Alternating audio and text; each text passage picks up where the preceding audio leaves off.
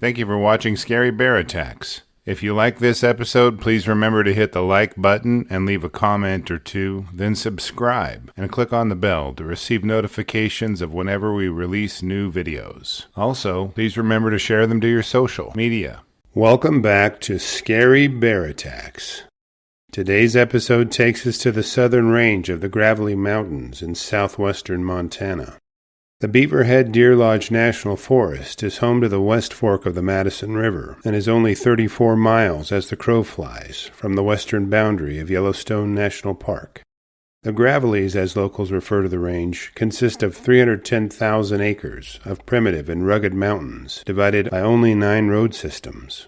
The climate here is a subalpine climate with summer temperatures rarely cresting 80 degrees and winter temperatures dipping to 10 degrees below zero.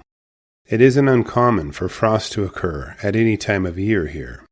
Toward the south end of the Gravellys, the West Fork of the Madison River sits in a valley bottom that starts at 7,000 feet in elevation and rises to over 9,000 feet at nearby peaks. On the west end of the drainage lies Buford Creek. The hills around Buford Creek are covered in a patchwork of thick stands of Engelmann Spruce, Subalpine Fir, Whitebark Pine, and pockets of quaking aspen trees, interrupted by expansive stretches of grass and brush. When you think of prime grizzly habitat, the Gravellys are what comes to mind. Common animals here include white-tailed deer, elk, and moose, with the dominant predators being black bears, cougars, coyotes, and wolves, with grizzly bears increasingly being observed by visitors.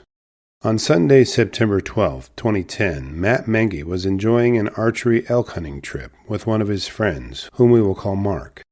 The Bozeman native had planned the trip with his hunting partner over the past few weeks, and the men knew right where they wanted to go. The open meadows of the lower part of Buford Creek give way to thick patches of trees along the hillsides. Elk hunters use the edges between meadows and stands of timber to look for elk sign and game trails to give them insight into where the elk herds may be bedded for the day.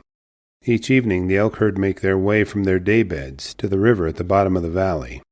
After the elk drink about 4 gallons of water each day, they make their way back to their day beds in the early morning to rest during the heat of the day. Now, a bit of information about bear anatomy and archery hunting is needed to understand just how this attack unfolded. Archery hunters typically dress head to toe in camouflage clothing so they can best blend into the plants around where they're hunting. Deer, elk, and moose see bright colors, like blaze orange, as mottled gray and tan tones, but bears see them vividly, like humans do. Bears have color vision, so wearing camouflage can make it more difficult for them to see a person. Bears also have round pupils and forward-facing eyes, which give them depth and detail of visual perception. If what they're looking at is not at the point their eyes are focusing, then the image lacks detail, much like our peripheral vision. Prey animals have horizontal pupils, giving them a less detailed but broader visual field. These visual adaptations allow them to react quickly to the movements of a predator without identifying exactly what it is. A basic rule is this: if your camo can fool a human's eye, it can fool a bear's eye. Archery hunters frequently use natural scents to mask any human odor that may emanate from their own bodies. Many use scent neutralizers to remove perfumes and laundry soap in the woods hard to detect by the sensitive noses of elk, and for that matter, grizzly bears. On this Sunday, events had unfolded much like the others. Matt and Mark had planned a hunt starting before sunup and wound their way through the thick timber until mid-morning. Having seen tracks and sign, they cautiously stalked the herd from different approach angles, working themselves into a position to shoot. Matt and Mark had split up to stalk elk in different areas, and Matt hit the jackpot. In some dark timber he had located a herd and was sneaking through the trees toward them. His eyes were scanning the brush for the telltale white patch of fur on the rump of any nearby elk. As he carefully stalked his way through the trees, the quiet suddenly erupted into a rapid series of brush pops and tree limbs cracking. Matt turned around to see a large grizzly bear charging toward him from only a few yards away. Now, Matt wasn't one of those unprepared types. Apart from his bow and arrows, he packed a hunting knife and a canister of bear spray. His bear spray was held in a holster on his belt. He knew he was in grizzly country, and having his bear spray easy to access was pivotal to his safety. Matt watched as the grizzly bounded over the uneven ground with its muscles rippling with each stride. It ate up ground at 10 feet per step, approaching Matt at an incomprehensible speed. In only a few seconds, the bear had closed the distance between the bow hunter and itself with a fury that few could fathom. Matt could do little to avoid the bear's wrath at this point. As the experienced outdoorsman, he knew he had no chance of running away from it, and fighting might only make it more angry. His only hope was the bear's charge was a bluff, and that it would pull up just short of him, or veer off to escape after seeing he was a human. As the grizzly got to within a few feet, Matt had reached his hand to his bear spray. He pulled at the canister, but the bear was on him by the time he had touched the bear spray holster. With the grizzly now only a few feet from him, Matt lifted his right arm up and posted it in a defensive manner between himself and the bear's jaws. He looked straight into the bear's gaping mouth full of yellow teeth and watched as it drove them into the flesh of his forearm. As the bear clamped its jaws down on Matt's forearm, he heard the bones crack under the force. The grizzly tossed its head and ripped gaping holes into his forearm and pulled him even closer to it. As Matt was jerked forward by the grizzly's initial bite to his forearm, the bear swatted him across his head, opening up deep gashes anywhere they touched his flesh. With his head now split open with parallel gashes, the bear turned and disappeared into the timber as Matt crumpled to the ground. In a lightning-fast attack that lasted only a few seconds, the bear had left Matt wounded, bleeding, and dazed.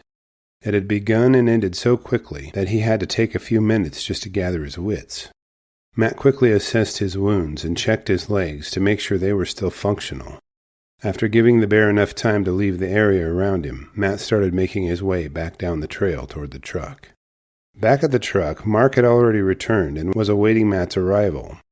As he looked up the trail, he could see Matt's familiar camouflage jacket come into view above the brush along the trail. Mark didn't see anything out of the ordinary until Matt came within a few yards. As Matt explained his altercation with the grizzly bear, Mark looked over his wounds and realized they would need to head back immediately to get help for his injuries. Mark drove Matt to the Madison Valley Hospital in Ennis. Matt's wounds were cleaned and closed with sutures. His right forearm required more extensive medical interventions, though. His wounds eventually healed into scars he carries as a reminder of the bear's aggressive disposition and power. After Matt's attack was reported to officials, they canvassed the area in search of the grizzly that attacked him. They found a sow and 2 cubs in the area, but she did not demonstrate any aggressive reactions to the presence of the investigators. Given they couldn't tell if she was the bear that had attacked Matt, they took no actions against her and her cubs. The bear that attacked Matt was deemed to have been reacting in a defensive manner to a close-range encounter to a human being. Given it ran away after the brief attack and didn't try to kill Matt, its behavior was recognized as defensive. They made no comment indicating that they had discovered a cached animal carcass anywhere near the location of Matt's attack. A representative stated that Matt's attack was an example of archery hunters doing what they do and bears doing what they do. They also commented on the potential for bear attacks to happen whenever archery hunters or hikers enter known bear territory.